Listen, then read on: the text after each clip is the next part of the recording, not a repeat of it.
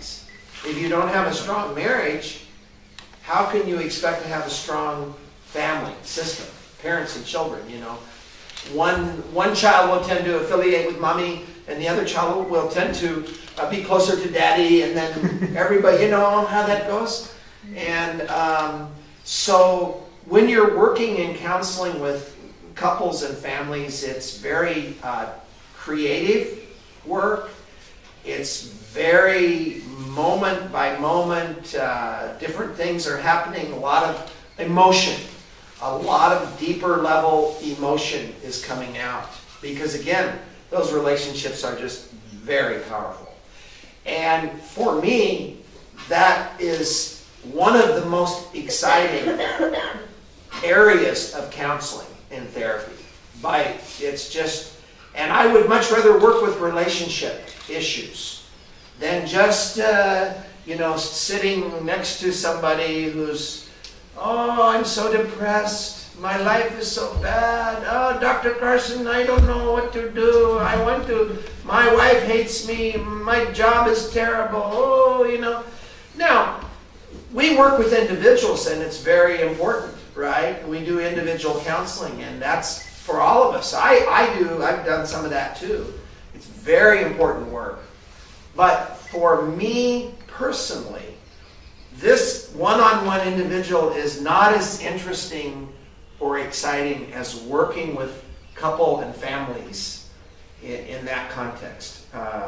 It takes on a whole different way of, doesn't it, Dr. Jane? Of using all of your knowledge and skills that you're learning in your graduate program. Very, very important. The other area of counseling I like very much is group work, group counseling. And I don't know, you all can tell me, is group counseling a common counseling model in India, Dr. Jain? Yeah, it's particularly given the number of people we have in India, just the population is so huge. So, particularly in the schools, group counseling is the only way which we work. To handle all of the... Yeah. Because the schools have like 2,000 to 3,000 kids, so it's so tough. In American schools too. Yeah. So, but like say a group of adults in a group in addictions work. That's where addictions is most commonly used, the group work. Group, even in India. Even in India. And what other types of places in doing counseling in India would you tend to find group work? Except the addiction and schools, I haven't seen much of it. Yeah. But with the family, the good part is, come on up. Yeah.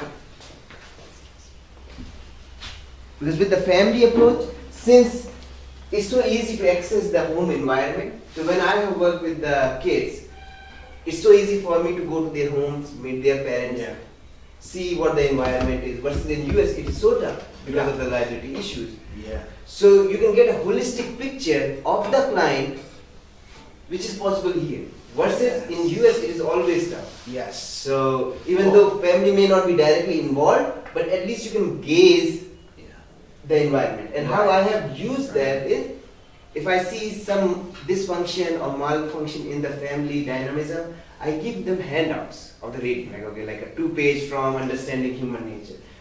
Kids love to work like this. If you are going to instruct the parents, sometimes they may get offended. And who are you to tell me how to raise my child? Yes. So you just give them like a 1 page of reading and say, can you read this? And next time when I come, we're going to discuss this. So Right.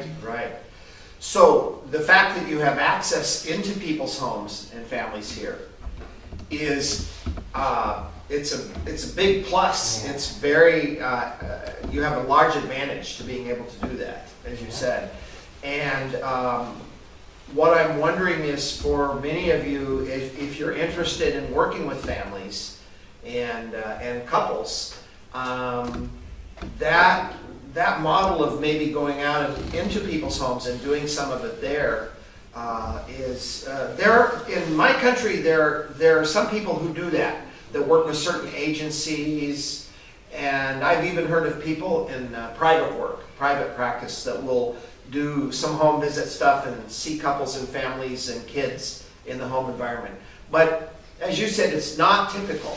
Yeah. They usually come to your office and everybody sits in chairs and it feels like going to see the doctor. Yeah. Right?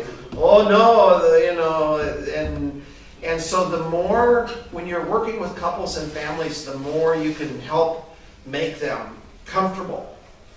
Really, this is true with any client. It's building a therapeutic relationship with the client. So much of how effective we are as counselors is that therapeutic relationship that you build with your client or clients. I'm sure you guys talk a lot about that, but it's true.